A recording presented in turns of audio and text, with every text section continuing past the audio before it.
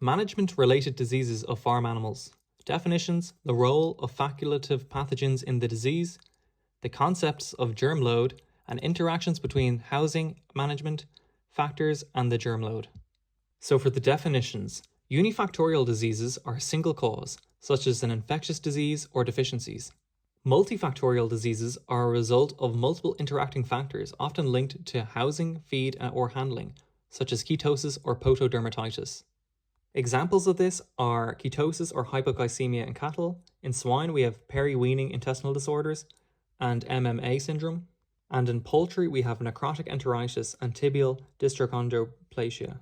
For the role of facultative pathogens in the disease, so for the facultative pathogens are normally harmless but pathogenic under stress conditions, such as E. coli, mycoplasma, and salmonella.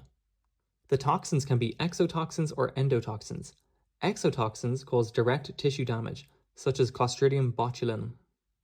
And endotoxins trigger inflammation, such as salmonella. And for the concept of germ load, this is the balance of microorganisms in an animal's environment. The factors influencing germ load can be microbial characteristics or housing and management. The microbial characteristics are resistance, infection threshold, immune response capacity, as well as aerogenic pathogens spread more easily. And for housing and management, this includes overcrowding, poor ventilation, and unclean conditions increase germ load and virulence. And for the interactions between housing, management, and germ load, for housing, if we have overcrowding and poor ventilation, this promotes disease spread, as well as unsanitary conditions allow microbes to thrive. In terms of management, dry feeding increases microbial contamination compared to wet feeding, as well as poor temperature control suppresses immunity. We also have synergisms. Pathogens like mycoplasma and adenoviruses enhance each other's effects.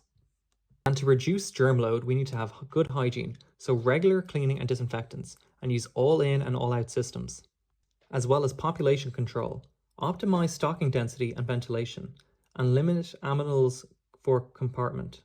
And for feeding, have wet feeding as it reduces microbial dust.